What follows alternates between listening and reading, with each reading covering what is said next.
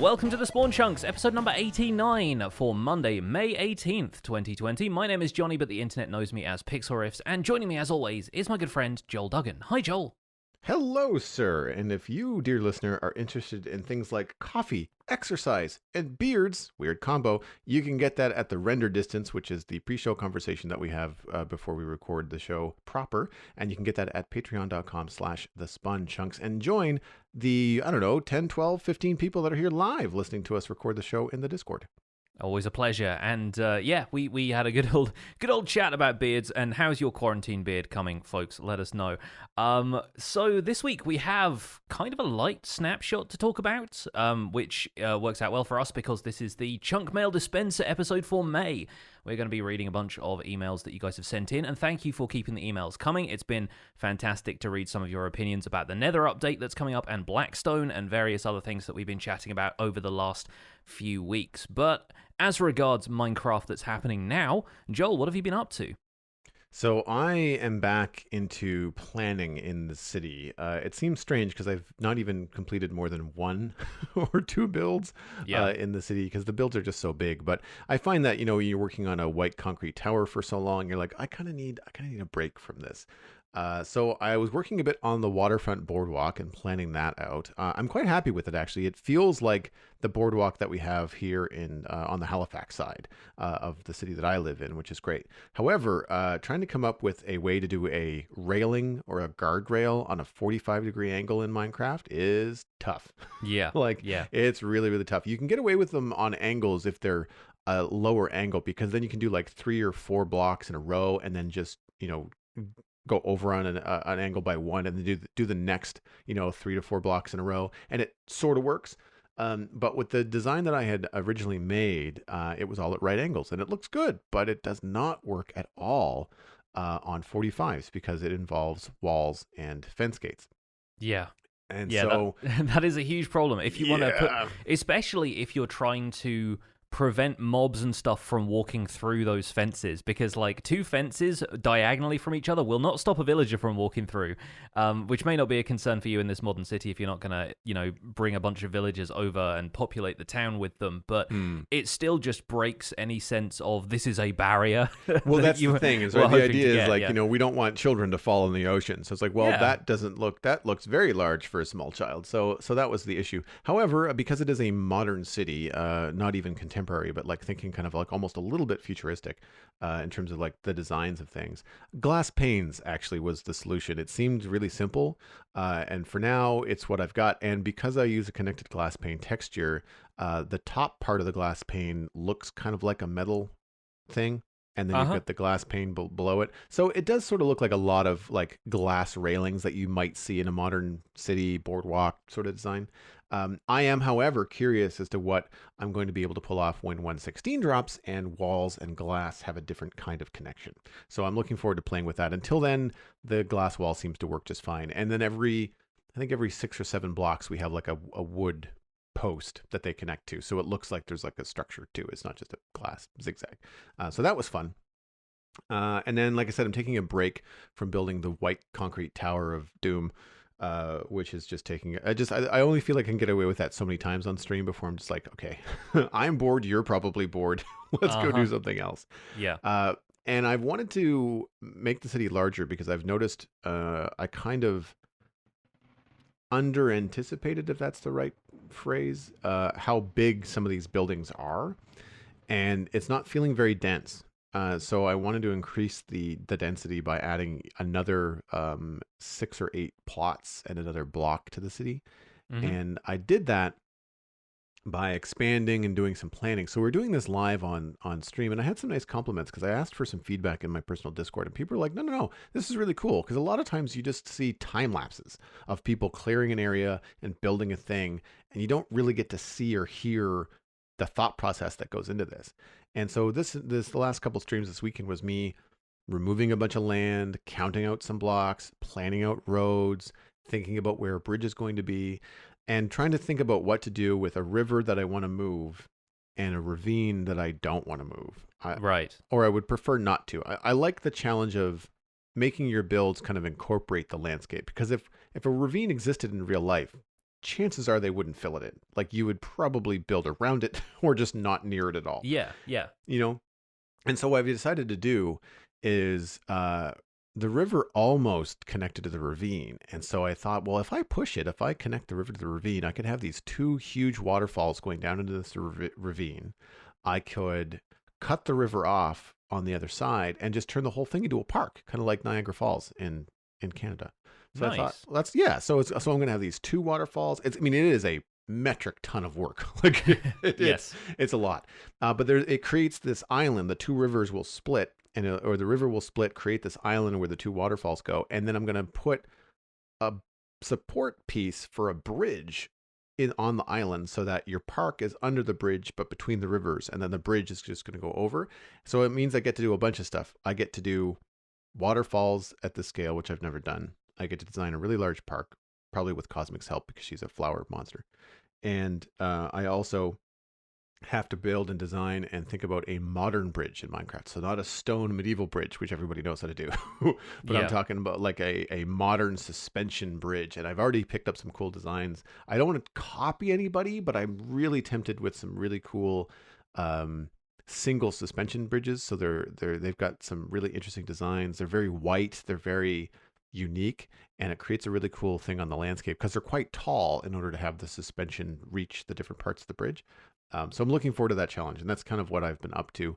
And then anecdotally, I was having some frame rate issues again on Sunday because I had updated to Optifine pre-17.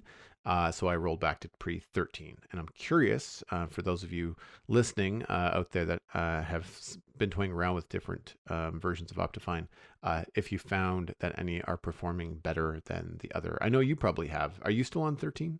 I think I am still on 13. I'm very much of the opinion that if nothing is breaking right now, then I'm kind of good with it. I take this philosophy with a lot of software updates where I'm like, well, the version I have right now works, and there's always teething problems with like a recent update that they always have to put out like a 0.1 release of or something. So yeah, it's good to hear if Optifine is giving you issues that I haven't updated at that point. But yeah, I think I'm still on pre-13. Whichever the version was that implemented shaders again, once those were working well, I just kind of stuck with that for the foreseeable future. And yeah, as we've been saying in previous episodes, it's only one guy working on it, so who knows if the full thing is going to be out before 1.16 arrives at this point. But yeah, we'll see. Going back to your waterfall thing, I love seeing waterfalls in Minecraft because it gets around the problem I have with water in this game, in that rivers always spawn at sea level and all of the water is static, doesn't really like seem like it's flowing anywhere. It's all just at whatever, Y63, whatever sea level is. And one of the things I would love for world generation to take into account, although it has waterfalls, it's just a water source in the side of a mountain somewhere. It doesn't really seem realistic as far as, the structure of rivers and geology in the real world and how all of that works. So it's always great to me when people have, taken that into account, taken their own initiative and found like a place where they can, even if you don't have like a spring in a mountain somewhere for it to run down from, if you've just got a river at a different height to the ocean, immediately you're adding some interesting dynamic and some realism to your Minecraft world that isn't there already. So that sounds super cool. I'm looking forward to seeing it. Thanks, man. Yeah, it should be a lot of fun. There's also some idea of adding like some hydropower next to it to try and make sense of it all and add some more space for people to walk. And so yeah, I'm looking forward to it. I'm not sure whether I'm going to cover up the river on the ocean side of the ravine or push it so that it connects and that they both dump into the ravine. It's like I'm not really sure if like, because it might actually be beneficial to the city in terms of the density of the city to just be like, all right, well, this river ends at the ravine and then the ocean and the other inlets are separate, because right now they do connect.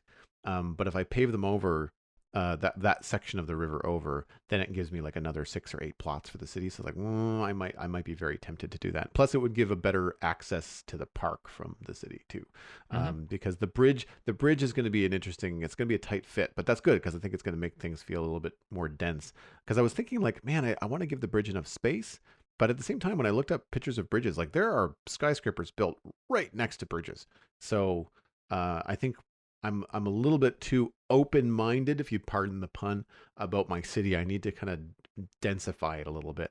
But that's it for me. You've obviously had a busy weekend, obviously celebrating a birthday, as well as a big milestone on the survival guide. How did that go? It was great. So for episode 300 of the survival guide, which, wow, I'm surprised that we ever got here, but I'm very happy that we have, of course. I decided to do something a little bit different, and for the tour that I inevitably do every 100 episodes, I do a tour of the world. I decided to do a 360-degree tour, because this is something you can do in the replay mod. You can export video that has 360-degree data injected into it through a variety of ways. You can do stuff that is specifically for VR and is stereoscopic, or you can do stuff that is compatible with YouTube's 360-degree video player, which is equirectangular. So the actual footage looks bizarre and distorted in kind of the same way that a world map is distorted in a way. You know, the because it's meant to be rendering it as a globe, it doesn't quite look like all of the countries are the right sort of size. But then when you load it into a YouTube player, you can use the arrow keys or the WASD keys on a keyboard to look around. There are arrows on the screen that you can drag if you're watching it on a browser.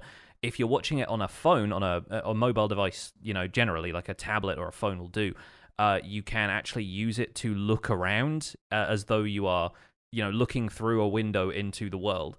And so I decided to give that a go. Some people pointed out that I should have done it for episode 360, which was originally my plan, but then considering that replay mod wasn't developed for 115.2 for a while, I couldn't guarantee that it was going to be around when episode 360 happened for me. Right. And I really wanted to do it for a world tour episode. So yeah, I learned a lot on the go. One thing I did learn sort of after the fact, at a point where I couldn't really salvage it, was that you really need to render these things larger. Like, it should have been at like 4K resolution minimum, because when I was rendering the footage out of replay mod in 1080p, it just wasn't very crisp at all. And some people watching it in VR said, yeah, like, unfortunately, this is kind of too low quality for me to watch it in VR.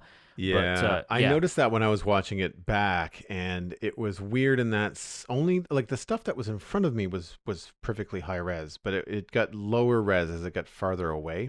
Yeah, like, so you and what you were standing on when you were talking to me as I was the viewer would be a little bit, well, pretty pixelated. But then when I was looking down at the block that I was standing on, or looking around with my my iPad Pro, everything looked fine in my immediate vicinity.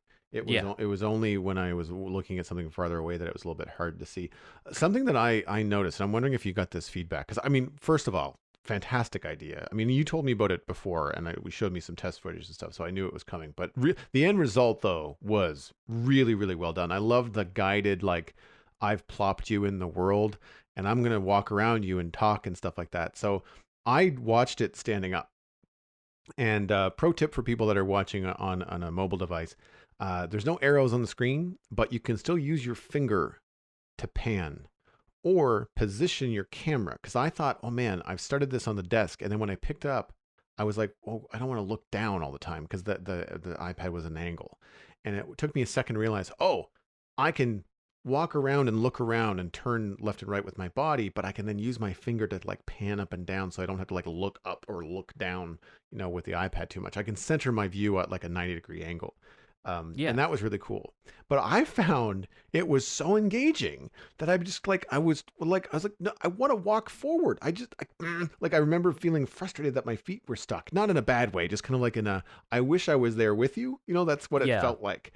And that was the compromise I was trying to make in moving stuff around, which I know is really kind of motion sickness inducing for people, especially if they're watching in VR. I was kind of like, I can't just have everybody stuck in one place, but there's no way to do like a room scale VR equivalent right now where people could freely walk around in the space. It'd just be too much. It was really funny though, because there was other times where I was perfectly fine with being still, but then you would walk around and I would be socially, I'd be just like, well, where'd you go? I'm listening to you, but I need to look at you. Like, you're talking to me. I feel like rude not looking at you. And I'd be like looking left and right. Where'd he go?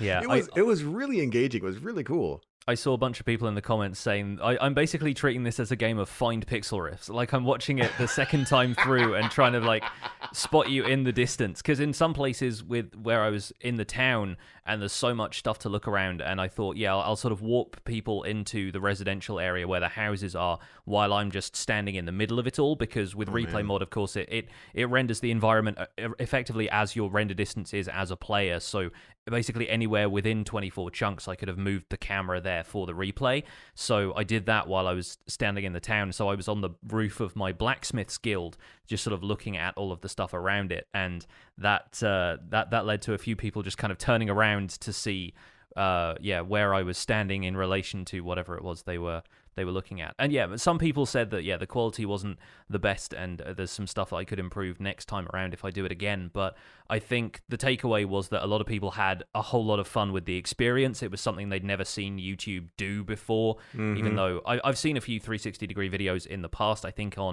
I think some people have done actual museum tours with a 360-degree camera, where they've gone around and done like a virtual tour or of an art gallery or something like that. And I've always wanted to do something like that in Minecraft, so it was a really fun experience, and I would definitely do a couple of things differently, but had a lot of fun making it. After that, though, because that was a lot of work, it took hours just to render a couple of minutes worth of footage because of the amount of extra data that it had to put into the video clip, that I spent 3 days just putting together that video, and after that, I was sort of wiped out as far as like objectives for the survival guide world for the moment. I have some more stuff planned for upcoming episodes, but when I was streaming on the weekend, I just wanted to play Minecraft without an objective for a while. So I ended up just going caving and then finished up a couple of redstone projects and stuff like that. Just carried on doing some more work on the piston bolt railway I've built on the top of the Nether, and it was fun just playing Minecraft to play Minecraft instead of having stuff be working towards a specific video or an idea or having to do a time-lapse build or something like that. And yeah, I've not played Minecraft casually, it feels like, for quite some time. So that's really what the weekend stream felt like, which was pretty refreshing, actually. Nice. Yeah, my stream yesterday was like that. It was only 2 hours, 2.5 hours, something like that. Pretty short by my standards, and I was just mining out a section. Like I was just clearing it out, making it flat, bringing it down to the right level, and chatting with the chat room and stuff like that. And it felt good to just be playing and be streaming, but not like building anything and trying to design anything and like trying to make all these big heavy decisions, to kind of turn your brain off and just kind of like explore. There's a huge mine shaft at the bottom of this ravine that I'm pouring the water into. Yeah. And I was almost tempted to go explore it yesterday. Like I almost want to go see what we've got for spawners and stuff down there, because we spend enough time in the city, and now that I'm in this area loading these chunks, I should see what's down there and maybe be able to get some stuff going, because I even if I don't use it for, like, even if there's no spawners that we can use, I need a creeper farm in the city to produce gunpowder for TNT and for rockets. And if I don't have to dig it out, because there's another underground ravine, and if I can just use that to make a creeper farm, I probably will, because it means I don't have to dig out the hole. I can just build it in the giant space that's there. But we need to go in and light it up and see what's going on. I'm sure because we've lit up a lot of the top side that it's probably deadly, which could be a fun stream, I guess, if you're into stressful Minecraft. But yeah, we can move on into the news this week, which is going to be light because the Snapshot is heavy on the advancements, but not much else this week. We've got Minecraft Java Edition Snapshot 20W20A and 20W20B, and you can find details at minecraft.net. We'll have the link in the show note. This week is a smaller snapshot focusing on UI additions for switching game modes and player achievements. You can find the fixed bug for 20W20B right at the top, where they basically just fixed a problem where servers would just not load. So if you were playing the snapshot on a server, you just couldn't until they fixed it with 20W20B. So that's the only change in the B. New features in Snapshot 20A include new F3 debug features, which allows you to switch the game modes with a traditional tabbing functionality. Think like Alt-Tab when you're going on computers. Hold F3 and tap F4 to open the switching menu. Tap F4 to cycle the highlighted game mode, or you can use your mouse. Release F3 to switch to the selected game mode. your last game mode is remembered and will be the first selected option so that you can quickly toggle between two modes with a single press of F3 plus F4. I've been doing this a lot, so I'm looking forward to this. That also brings a change to F3 plus N, which is a key command that will allow you to toggle between game modes. Now, F3 plus N will simply toggle you between spectator and your last game mode. So if you were in creative and you press F3 plus N, you'll just go back and forth between creative and spectator until you switch your primary mode to something else. There are new advancements, mostly related to the Nether update. I won't read them all here, just in case people want to discover them on their own, or of course you can read them in the Minecraft.net patch notes. Technical changes again, we'll point out that Minecraft.net has all these technical changes. They are usually related to advancement triggers. Same with the bug fixes. A lot of them are bug fixes with regards to advancements. However, there was one that I thought was worth noting, and that is throwing an ender pearl whilst mounted didn't teleport you. That's been fixed. So now when you're on the back of a horse and you throw a ender pearl, you will be teleported to where that ender pearl lands, as you would expect. Does the horse come with you? I don't think so. Yeah, that's an interesting way of dismounting a horse, I feel like, and an immediate fix for the problem of when people end up in areas entirely made of fences, and then they try and get off their horse and they're inside a fence, and they're like, well, now I have to break a fence or place a block, and then the horse gets out again, and the comedy of errors begins. But yeah, that'd be kind of funny if you could teleport the horse as well. That'd be an interesting way of getting the drop on somebody. We have two other points of news this week, both kind of short. First of all, the preview version 17 that Joel mentioned earlier for Optifine 115.2 was released on May 15th. This focused mainly on bug fixes. There is a full Optifine 115.2 changelog over at optifine.net. And Mojang has been rebranding themselves to Mojang Studios. There is a YouTube clip and a bunch of Twitter activity all around this, celebrating Minecraft's 11th birthday, which was incidentally the same day as my birthday, which if it's not fate, I don't know what is. So a refreshed name, a new logo, and these kind of digital gizmo-type characters who are the Mojangs, and it's kind of weird, and I've gone back and forth on my pronunciation of the company for a while, because Mojang is actually the Swedish word for gadget, gizmo, thingy. It's kind of used informally, and they've explained this in one of their previous like Ask Mojang videos, and I've been saying it with the soft J, the kind of Swedish J that's sort of more like a Y sound from English, for a while, but apparently the company name is Mojang. So it's distinct from that and kind of maybe the Americanized pronunciation of it, but I believe internationally it is supposed to be Mojang.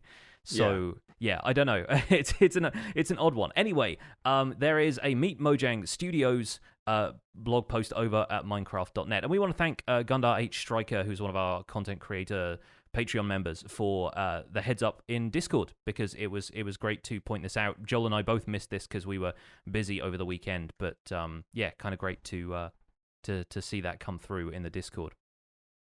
Yeah, very much appreciated. It's always nice when some of the hive mind can say, hey, don't miss this, because this was actually bigger news. And in bigger news than I was anticipating. I didn't realize that they were even... It was a complete surprise to me. I'd heard no rumors of any kind of rebranding. But it makes sense, given that they're expanding into doing things like feature film, and, you know, you got other games maybe down the line, plus you got Minecraft Dungeons that's coming out soon. So yeah, that's really cool. And Minecraft Dungeons is like a week from now, right? It's a week from tomorrow. Pretty much, yeah. I guess it's coming out May 26th, so that is 8 days away now. Wow, that's coming up faster than I thought somehow. Even though it got delayed, it's super cool to see it coming out at this point. So I'm not a big advancement hunter, so the snapshot has not a lot of interest for me. However, I do like how advancements can sometimes be a little bit of an Easter egg. They're always very cleverly worded. I find them quite amusing. So I did sort of skip over them this week. I was watching some videos and stuff. I kind of fast forwarded through them because I don't need the Cole's notes about what every advancement is. I'd rather discover them on my own. Or if I decide to use the gameplay and go actually try to achieve some of these advancements, then I'd like to kind of read them and kind of do that in game and part of the gameplay. Are you going to deep dive the Nether update advancements on the survival guide? Looking at what we've got there, I'm pretty sure that I will just come across that stuff anyway as a result of exploring the Nether content on its own.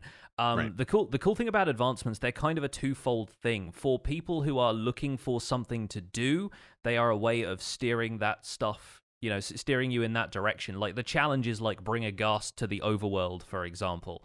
That's kind of fun. But then obviously there's a couple of things like that have been added in this Nether update snapshot, and will be in the full release of the Nether update.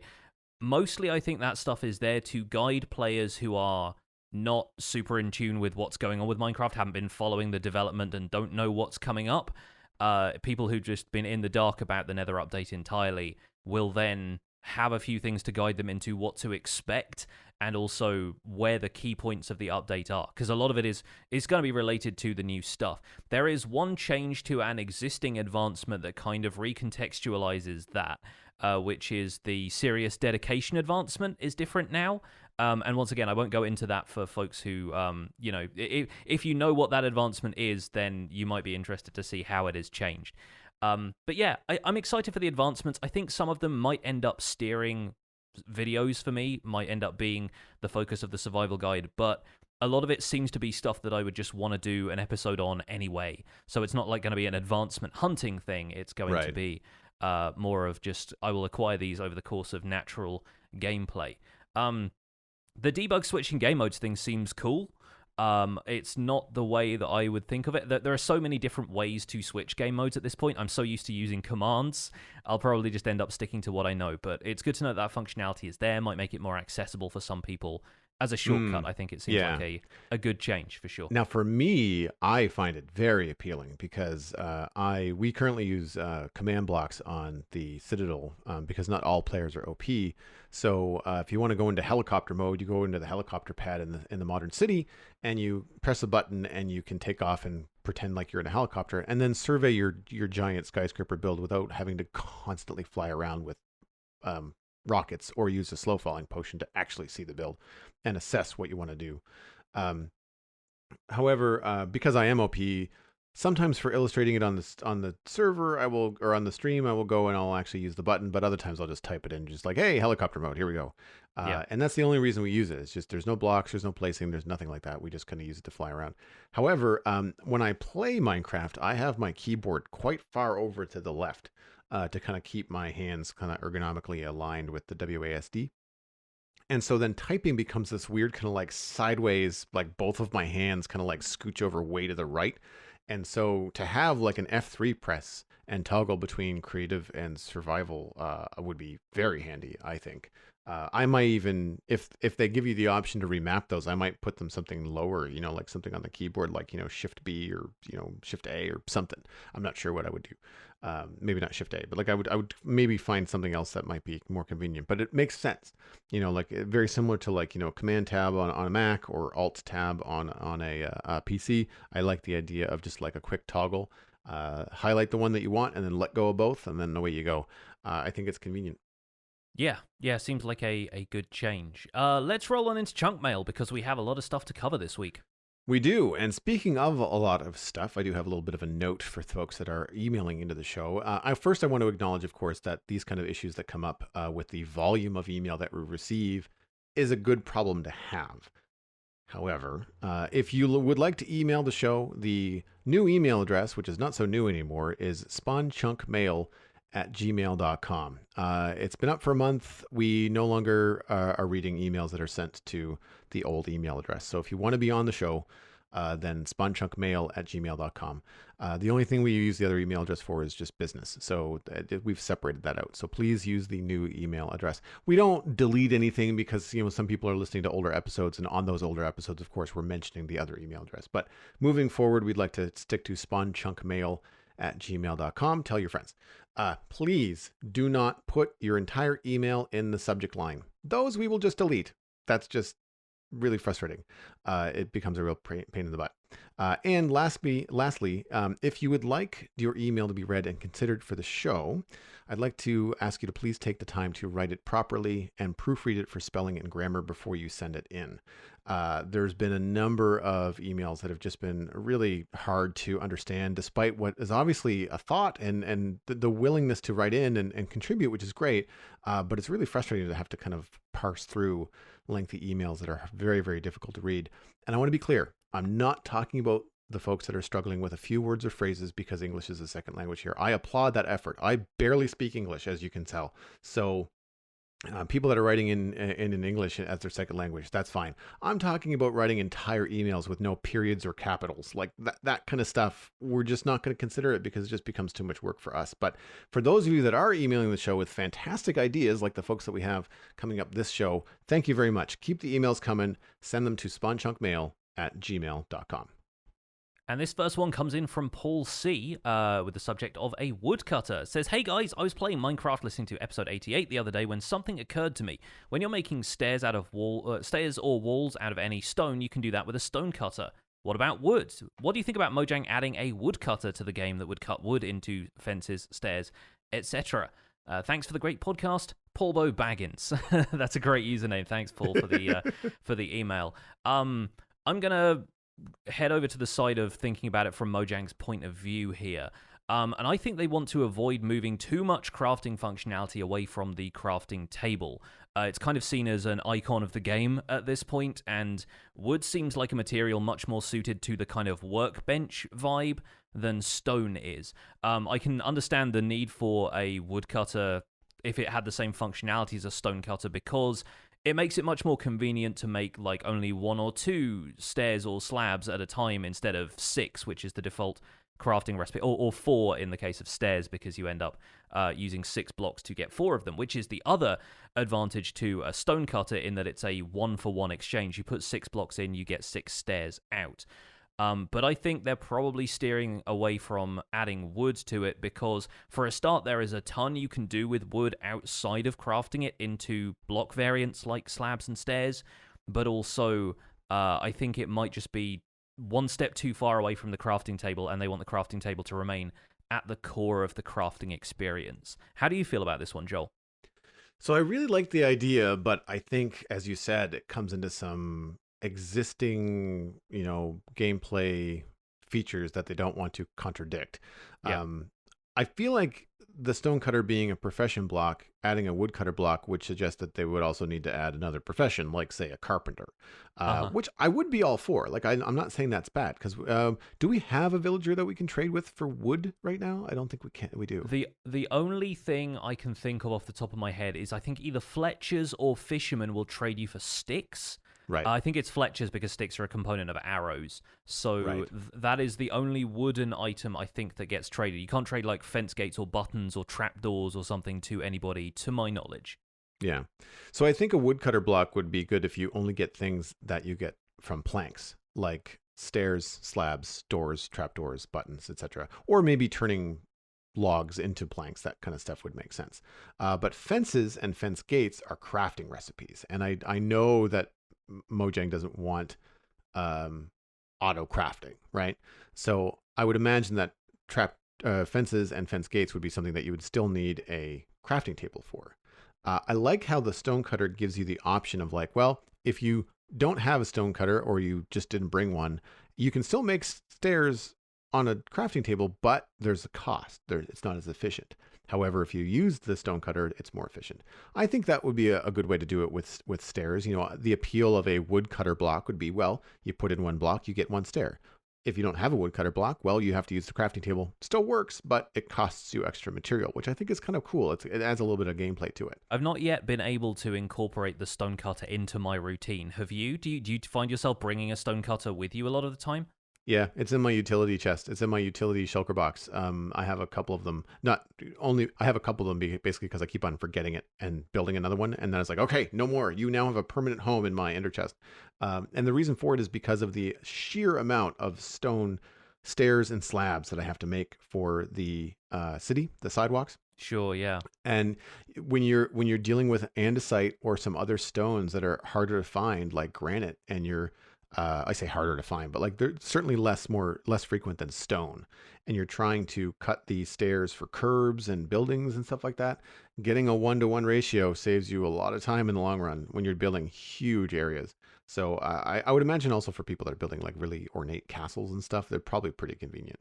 So I use the stonecutter quite a bit. If, however, we had a villager that was a carpenter, and those trades that the villager had would be for things like fences and fence gates, or potentially even doors and trapdoors. If you couldn't do those on the woodcutter, then that would kind of alleviate the issue of like auto crafting, right? I think that's pretty cool. It's similar to how you can get like a quartz block or a quartz pillar, which is a crafted item from a stonemason. I guess the only difference is that those don't require more than one item. Is there anything that you can get from villagers in the game that is a combination of more than one item? That's a good question. Fishing rods, because that's string and sticks. Yeah, stuff like bows. Any kind of tools, I guess, are. Yeah, tools, but no blocks that I'm aware. Can you get? No, you can't get dark prismarine from anybody. I'm just trying to think if there's any complicated blocks.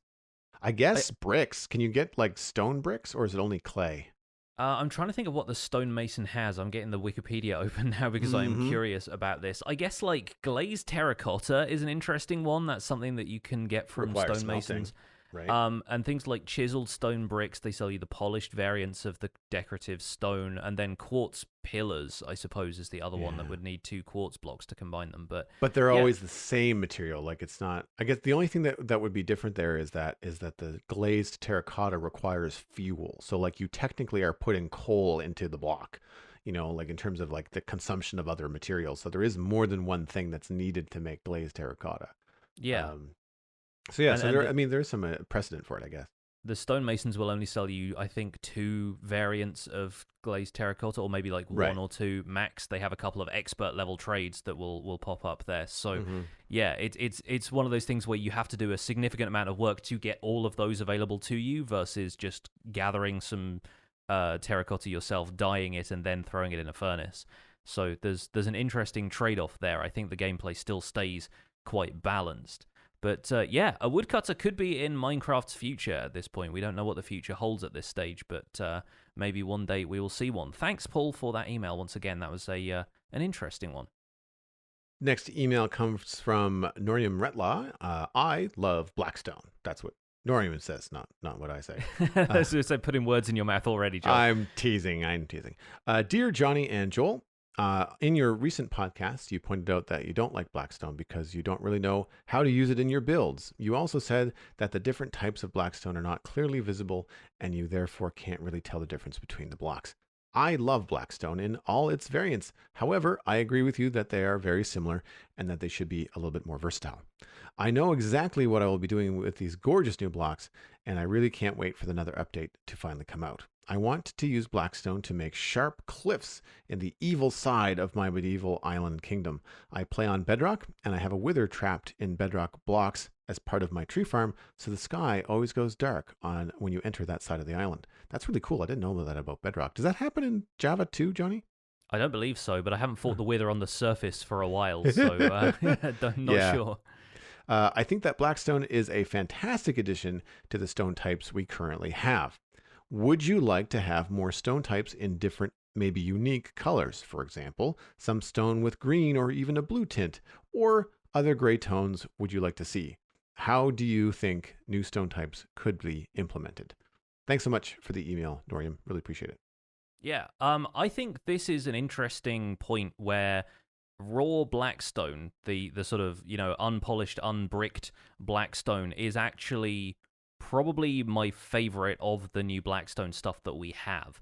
I think it's best viewed from a distance because I still find the texture kind of noisy, but the example that you've given in this email of using it as a natural cliff formation makes the most sense to me from what I've seen of it. The cliff idea does sound like a good use for it.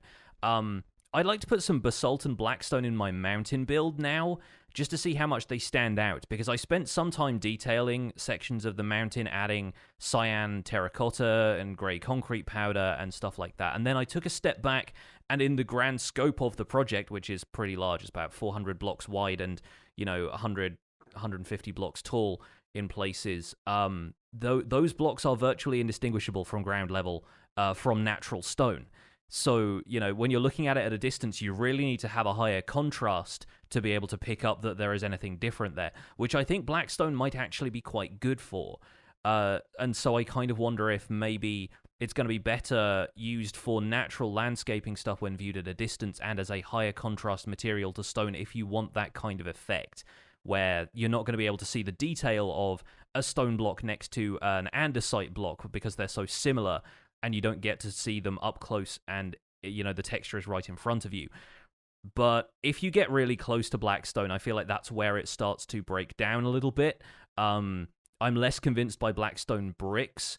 They might be good to make an evil tower kind of setup, but I feel like a lot of the time Blackstone is just like, if you want to denote evil, just build it out of a black variant of whatever the gray or white variant is that you would build the good stuff out of. It's kind of, it's very kind of child good versus evil kind of storybook style builds, but that works for Minecraft because it's a cartoony styled game. But I think there's too much texture to Blackstone when viewed close up. For it to be used in the same way that we use stone and stone brick, which are fairly flat textured.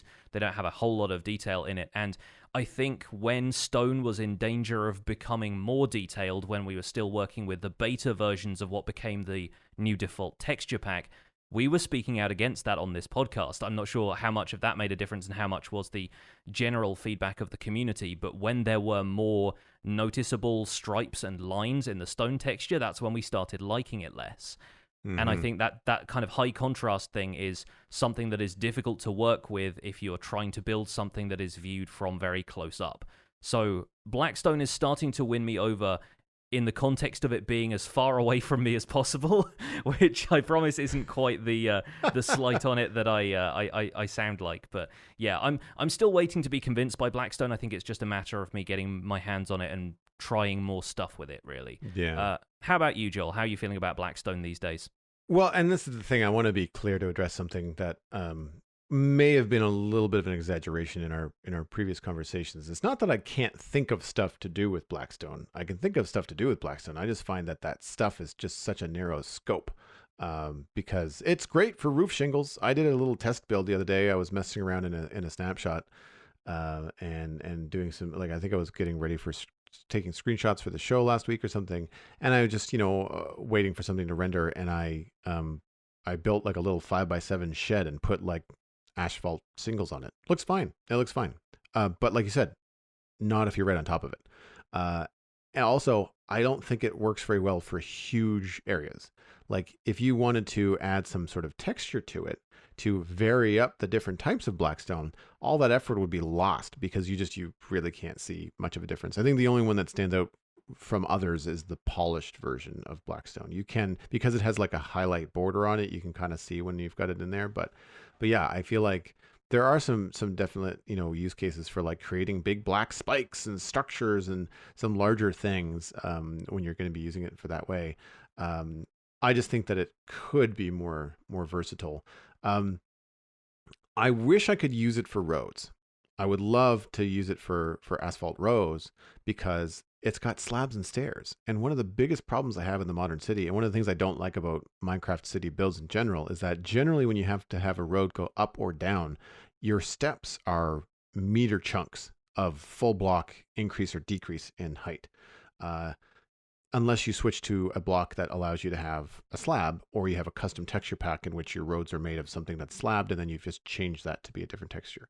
That's one of the things I'm going to have to do in my modern cities. We're going to change the texture of end stone brick slabs to be yellow terracotta so we can have yellow lines that go up and down the roads. Because what I've decided to do in the city is that when we go up and down a slope, we're switching the pavement, which is currently gray concrete powder texture, to stone, because the new stone slabs that came out in 1.14, I think, allow us to go up and down slopes a little bit more gentle, and it looks a little bit more believable. It's still chunky, still looks like a Minecraft build, but it doesn't look as stopgappy as say going up a full block. Yeah. So yeah, I think that Blackstone does have some applications, but I think that with the bricks, like when you start to move into Blackstone bricks, polished and cracked, I think, like you said, they should lean more towards what we currently have with stone bricks, just darker. And I think that would make them a lot more versatile, because, like we said, the texture is really noisy compared to other things that we've got in the game, and it's almost like the lessons that were learned were unlearned, if that makes any sense. Again, that sounds like a slight. I don't mean that. It's more of a way to try and communicate how I feel about the texture. Yeah, we have had a lot of email related to our opinions about Blackstone from folks who basically said, I disagree. And that's absolutely fine. We're allowed to have disagreements here. That's a diverse community full of people who have loads of different building ideas, and it's been great to hear from those people. I think what we want to communicate from this show is not that we really dislike Blackstone and we're just going to boycott it because we don't like it. It's not that at all. Joel and I are both builders, and we love doing stuff with interesting blocks and pushing our boundaries when it comes to that stuff. I think our expectation from any kind of black block that had stairs and slabs to go with it was going to be, well, this is going to be really great for roads. And now that we're given something that we don't feel like fits our idea of that, it's a readjustment period right now. And I think really what we want to communicate on this show is not that we dislike the block itself or that we think that the effort put into it has been wasted. It just feels to us like a missed opportunity for it to be used the way we expected it to be used. And I think once we get over that and once we're able to play around with it a little bit more, it will find its niche in the wider scheme of the stuff that we build. It's just not the niche we expected it to fill first time around. Yeah, well, wider niche, right? I mean, I was hoping for more versatility from a lot of the Nether update blocks, which I think is important. If we're thinking about missing blocks, to address another question in the email, darker gray tones of stone. I recently did a large mosaic of a compass rose in the city, and I did a huge grayscale to help me out with it. It was a great tip from Gemini Tay, who we had in the show a couple weeks ago, or a month ago now, and that create a gradient, and then that way you can choose blocks that you can adjust and use for this gradient. And the biggest thing that I noticed when I did that gradient was that there are very few blocks in the 75% gray area, like 3. There's gray concrete, there's gray concrete powder, and one other block. I don't remember what it is. I think maybe cyan terracotta, cyan terracotta, maybe. Yeah. But yeah, like everything else after that just goes straight to black, or you're at a 50% gray with like stone blocks, stone bricks, that kind of thing. And basalt has it kind of on the outside of the texture, but it's much lighter towards the center. Lighter. Yeah. Yeah. And I was building with 115 stuff at the time, so I wasn't looking at any of the new blocks. But yeah, so I would like to have more things in the 75% gray. And actually, that's one of the things that I mentioned in my notes here, was that I wish that basalt had more of that 75% gray tone. I wish it was less wood-like, more stone-like, and was a little bit more of a 75% gray. Even if it was one of the variants that had that option, I think that would be better. Blackstone, I don't think it needs to be gray. In terms of how black it is, that's fine. It's just the other details that we were a little bit on the fence about. And as far as colors, I actually prefer the grays in the game to stay neutral, because again, it allows them to be more versatile. I've actually created a custom texture for my gravel. It's really subtle, but I've removed the purple hue out of gravel. So it matches, in my opinion, a lot better with the other gray blocks in things like paths and walls and things like that. So you can mix in gravel with stone, cobble, stone bricks, even gray concrete powder. Light gray concrete powder is a little bit warm, but it still works. It looks like a shiny rock. It kind of works with andesite. But the gravel, when they redid the textures, became quite purple, and I wasn't a fan. And so it's subtle. I've changed nothing else. I just basically brought it into Photoshop and just reduced the saturation until it looked proper gray. So when it comes to like adding stones that have hues that are just slightly this or slightly that, I don't think, if you're going to go with a colored block, I think you kind of have to look at the other blocks in the game and try to come up with something that fits it. Like, for example, if you wanted to have a green stone, or you wanted to have a blue stone, I would take a look at things like lapis and blue concrete. And I would take a look at things like mossy cobble, and they're not really green. I guess dark prismarine is kind of green, but like the turquoisey blocks in prismarine blocks, and try to come up with something that's unique and far enough away from stone that it actually matches those other blocks. Because when I was doing this mosaic on stream, I started with very bright blocks. I wanted to make a nice bright compass rose in the downtown, and I quickly stopped because I ran out of gradients. Like I had 3 different colors in this one palette, and until I switched to gray, which I had 16 different colors or 16 different tones, I was able to work with it a lot better. So I prefer my stone blocks to be on the gray side. Yeah, there was a really great limestone texture that you could find in a mod pack, and I can't remember what it was now. I mean, it's probably one of those mods that just turns up everywhere, like Biomes O' Plenty or something like that. But having a slight green tint to that is kind of nice, and it's like an earthy browny green kind of color that I feel like isn't necessarily super represented elsewhere in Minecraft right now. I'm not sure what I would use it for, again, but I'm just thinking in terms of like the sort of stuff that you'd find in the natural world. That to me makes a little bit more sense and would be a lower contrast in caves than just finding a patch of diorite and having grey immediately transition into that speckled black and white. Yeah. So there's some interesting stuff to be found there. But mod packs obviously, can solve a world of hurt when it comes to block choice. So it's kind of difficult when you get into discussing that stuff versus vanilla. Let's move on to the next email. This one comes in from Max F regarding new features. It says, "Hi, Jonny and Joel. Absolutely love your podcast. It gives me all the updates, and you always make me listen to the new stuff. You always make listening to the new stuff fun. I have a couple of questions. One, if you could modify piglin bastions in any way possible, for example, design blocks, etc., what would you do? And two, if you could add a new feature to the game, what would it be? Stay safe and keep being the best, Max." Thank you for the email, Max. Starting with the Bastion question, we've talked about this, I think, on a previous episode, but I would love to see piglins using more material from the Nether around them than just Blackstone, because Blackstone is everywhere in these fortresses. There is a little bit of gold around there, and I think the basalt that's used in there is meant more to look like the Blackstone has kind of decayed and been eroded by the Nether over time than it is, really a structural block that the piglins would have used.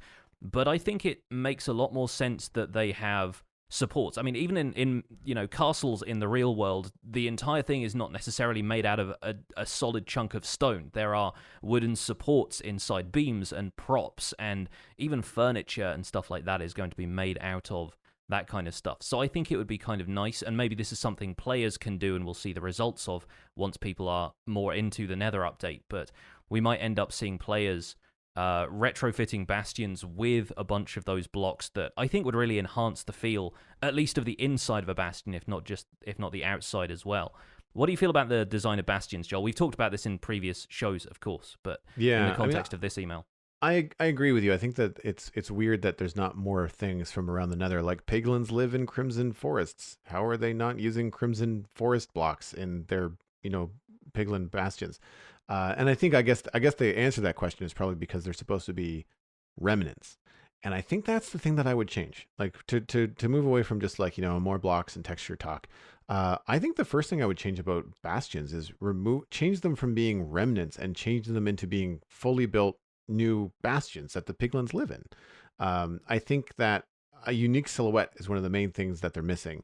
And because right now they're just jumbled boxes in my opinion. So if they're being built and they're new and they're not torn down, I think they would have clearer silhouettes. You'd be able to see them from a distance. You would be able to distinguish them quite easily from Nether fortresses. And I think that would go a long way, in the same way that villages are complete but inspire the player to do better. I think that piglin bastions could maybe have the same role in that, here's what the piglins are currently living in. They're pretty simple. How would you make them better, player? Well, have at it. Have some fun with that. And I think that another fun little thing would be having some bastions under construction. So rather than being old and ruined and falling apart, maybe they're half built. Maybe they're on their way up.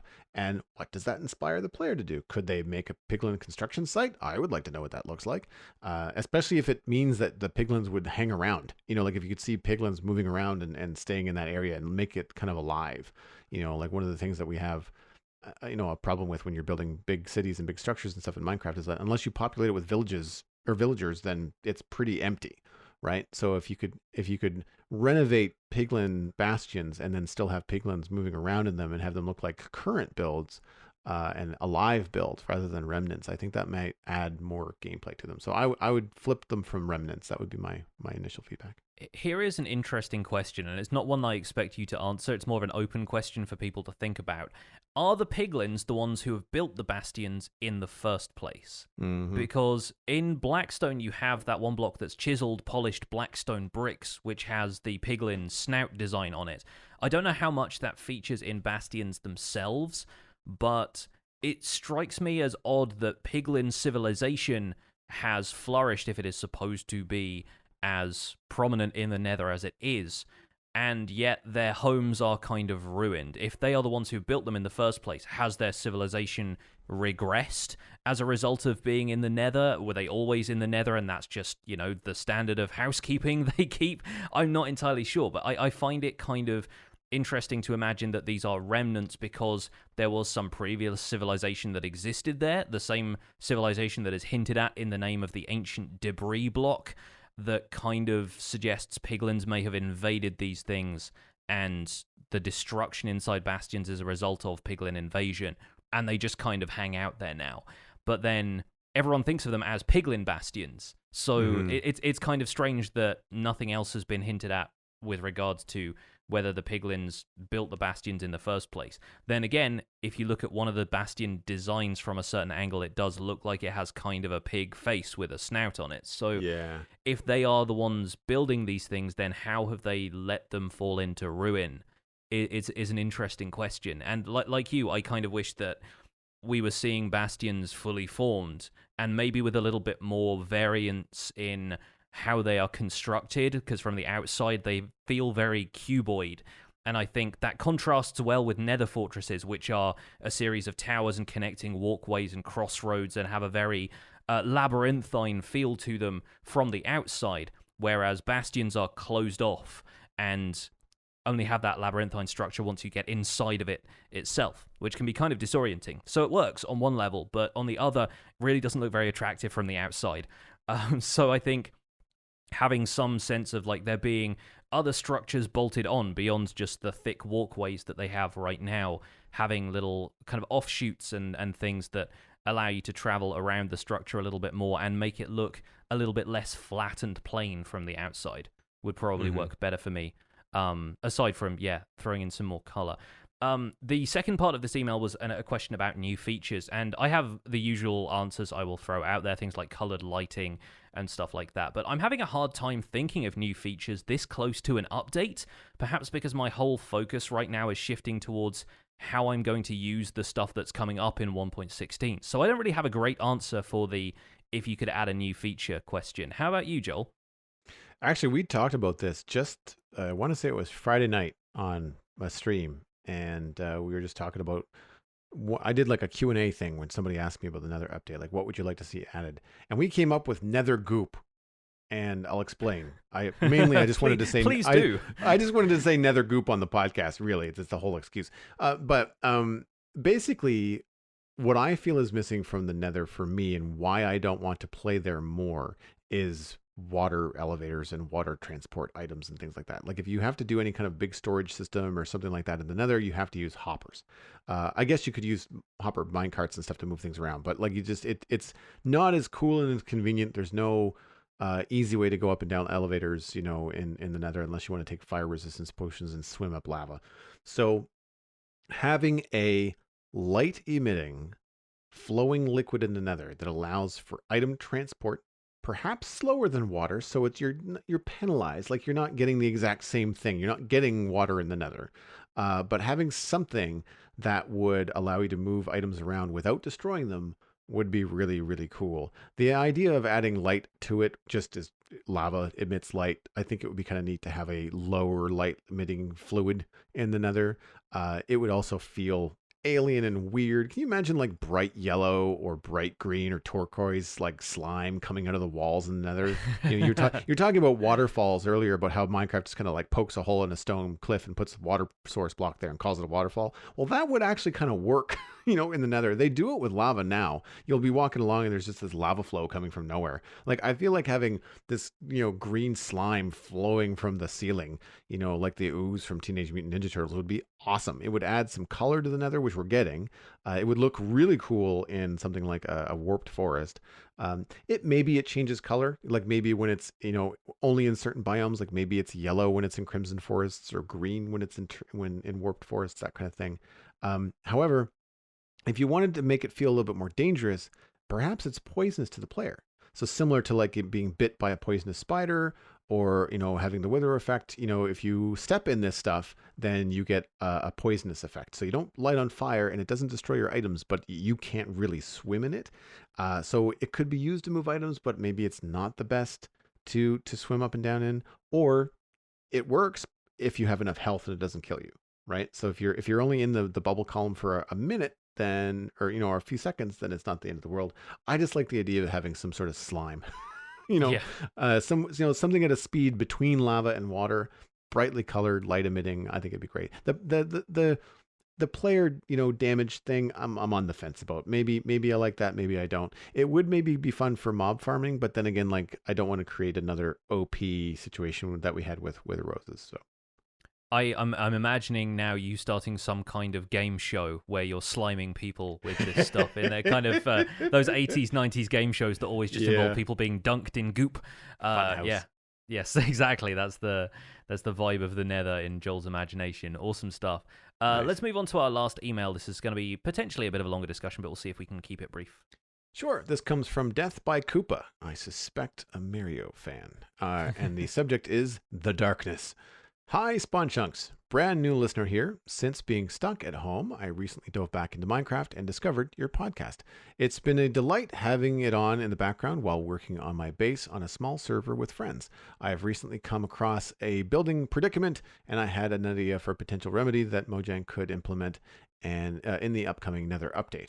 I wanted to build a dark basement smelting room that lights up via the furnaces and a few lava dispensers. However, I quickly came to realize that having a mostly dark room is not an option in survival Minecraft, as hostile mobs will fill the room when left unattended. Seeing as how hoglins are scared off by the new warped fungi, I thought it would be cool to craft a device that prevents all mobs from spawning within a certain radius of it. Maybe it's crafted using fungus, or instead of using fungus as fuel, or what do you guys think? Do you have any other ideas for a way to build a dimly lit room in survival? Perhaps there's already a method in vanilla I'm forgetting about. Thanks so much for the show. Death by Koopa. Thanks so much for the email. Great discussion. And I want to point out that we have had a similar discussion on the show before. Perhaps if you're a new listener, as I think you might be, go back to episode number 29 of the Spawn Chunks. It was recorded last year in March.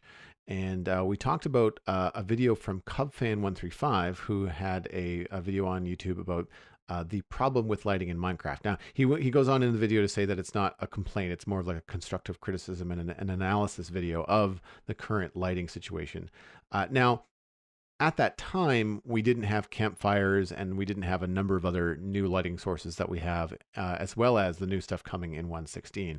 So the conversation is a little bit dated from a little over a year ago.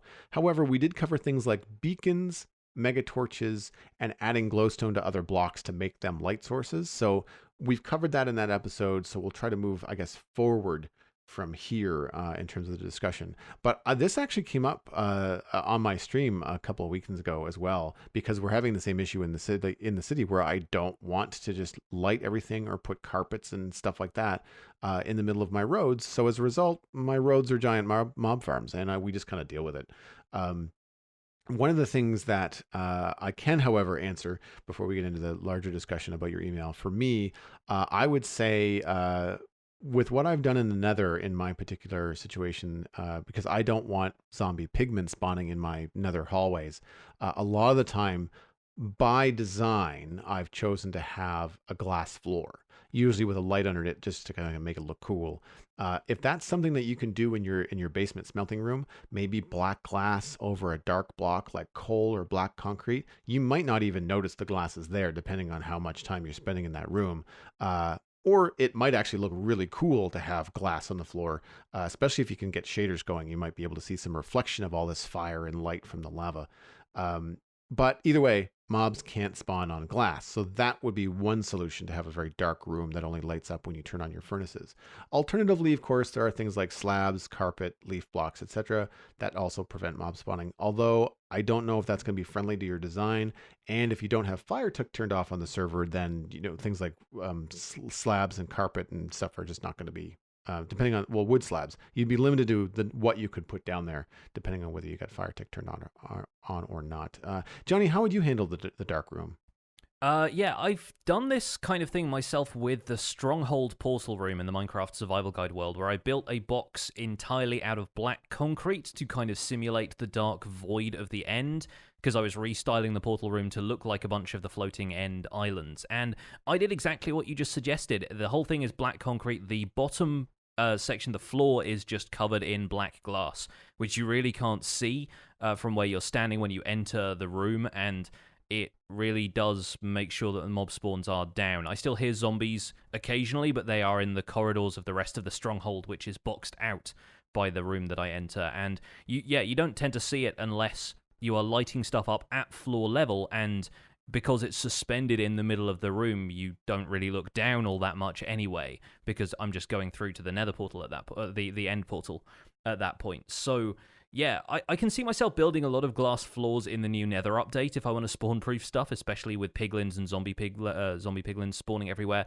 There are lots of transparent blocks. You can slab stuff. You know, there are options for that, and it's always going to be a compromise between design and functionality. There are so many ways to disrupt mob spawning, but they almost always result in a design compromise. Leaf blocks are another good example for this. They look awful in the Nether, but they are an option. If you want to lay down a bunch of leaf blocks, you won't get anything spawning on those. Alternatively, cover everything in wither roses. Ha ha.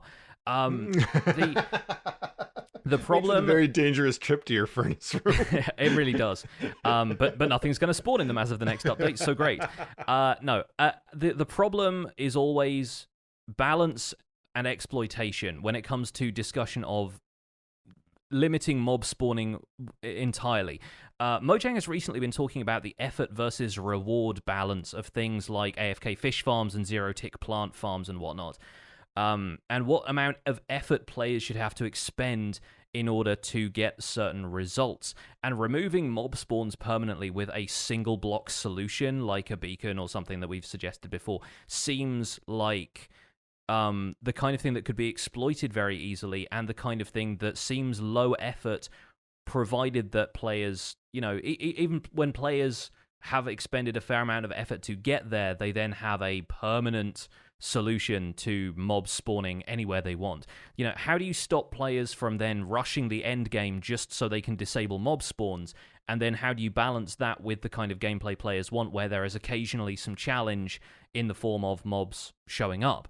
How do you stop players from griefing with it on multiplayer servers? If you have somebody who's AFK at a mob farm where they're hoping to get results, you just pop down one of these, magical beacons or whatever it is that blocks mob spawns in that area, and the player comes back to find that they have no resources. There are a bunch of examples, sort of fringe examples, really, of how that kind of stuff would be exploited and could potentially be used harmfully. But I think the other thing is, it is rare, I think. Overall, we think about this stuff a lot because we are in deep as far as Minecraft gameplay goes. We like being at endgame. We are technical players as well as long-term builders, and we want to be able to prevent mob spawns. But largely speaking, I think the average player is not going to benefit from this as much as you think. So it's the kind of thing that would only really come into play if you're building on the scale of some folks like Hermitcraft, or you're on a longer term multiplayer server where you just have a project that you're sick of seeing mobs at that point. So I don't know how much use the average player is really going to get out of something like that. But it really has to be something that is balanced for effort versus reward, which is tricky. I don't know how they would do it personally. Yeah, no, I feel the same way about all those single block solutions. But something that Death by Koopa mentioned in their email did get me thinking. The device needing to be fed had me think of how they have the respawn anchor now set up in 1.16, where you have to have glowstone going into it to activate it, and then as you use it, it diminishes the glowstone that's in it, and then you have to add more. And glowstone, you can get it, but depending on what level you are at the game, it can be a fairly rare resource, or at least require some effort to go get. And I think, again, balancing out that effort versus reward thing. I think the idea of constantly fueling a device that would stop spawns is really interesting to me, because it adds a lot of prerequisites and infrastructure. So, if you have this thing that is like, I don't know, the size of a furnace, or maybe it's bigger. I don't know. Maybe you have to have a furnace with stuff under it, like a beacon. I don't know. But if you have to constantly be fueling that to keep the mob spawns away, that requires a lot of work. Like you have to either set up an auto farm that feeds into it. And depending on what that item is it all things that fuel it? Or is it only a specific type of thing? What if the specific type of mob that you want to prevent from spawning? So it's not all mobs. If you want to stop, skeletons from spawning, maybe you have to sacrifice all your bones, and feed it into this thing. And then you get no skeletons. You still get zombies. You still get creepers. Do I want to burn all my gunpowder to keep creepers away? Maybe. I don't know. I kind of like gunpowder. I find it quite useful.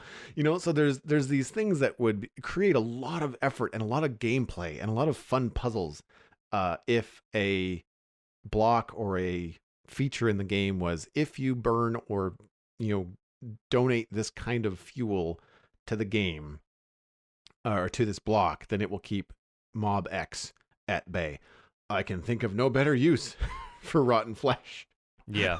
Right? Because we get so much of it. If you could start putting rotten flesh in this thing, even if it's just manually at the beginning, maybe it has a small radius. Like maybe you have to have these things everywhere. I don't know. I think that would be kind of cool. It starts to turn the idea of, if you really want these mobs to not be around, you kind of have to have this infrastructure, almost like when you're playing a city building game and you have to expand your power grid. Like you kind of have to start putting these things in different places. Like I don't necessarily think that a beacon range would be good, but like you want it to be decent. But like if you had one of these things like underneath your house or something like that, and you just know, because if you step outside that 25 blocks or more, I guess, because they don't spawn within 25 blocks of the player. But like if you had a small range around your house that you could just go outside and be safe with, then that would be great. And I think that if you built one of these things underneath, your dark furnace room, and you just knew that it was not going to spawn any things in that one room, then that's great. I like the idea of it being fueled. I think it kind of moves us towards a better balance of that effort versus reward. Yeah, that's certainly something to consider, I feel like. And I don't know how exactly that could be implemented. But folks, if you have any suggestions to add to that, if that has sparked your imagination, then of course the email address at this point, spawnchunkmail@gmail.com, is where we would like you guys to write in with your feedback, and keep it coming. If it's feedback about the Nether update, we've got plenty of room for discussion before the update rolls around and actually gets here. So hopefully you guys will have some more thoughts to share with us in future. But that is where we're going to wrap up this episode of The Spawn Chunks. You can find more information about the show and links to some of the stuff we've talked about today at thespawnchunks.com.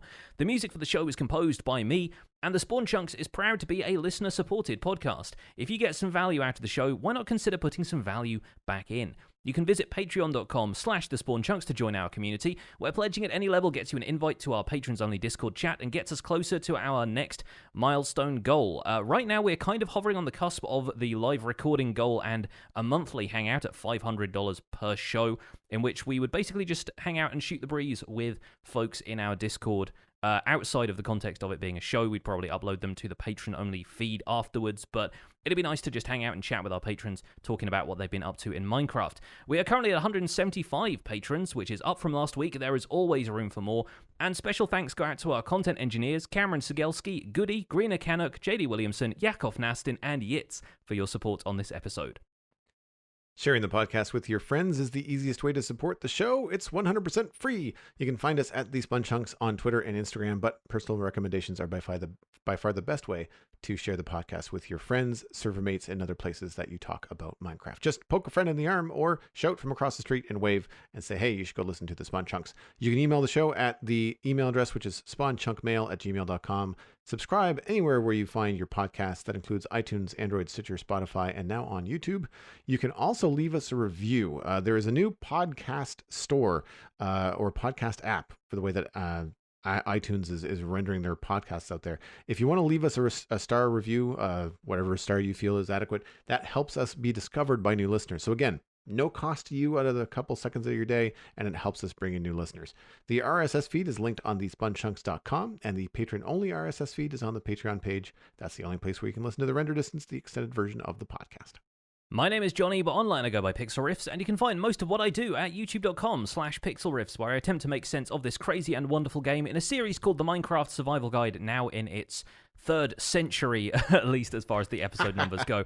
I stream 3 days a week on Twitch, doing behind-the-scenes work for the Survival Guide and other series, and I'm also the voice for the unofficial Hermitcraft recap, which you can find through a quick YouTube search. Aside from that, I'm at Pixel Riffs on both Twitter and Instagram. Joel, where can people find you online?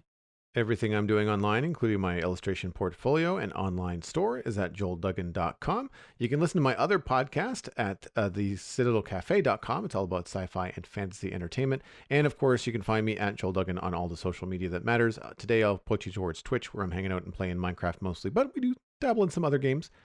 Hint, hint, there might be a Lego stream coming up, and that's at twitch.tv/JoelDuggan. Minecraft Dungeons when? Hopefully sometime, probably not by next week's show, but the show after, I'm sure we'll be diving back into that one.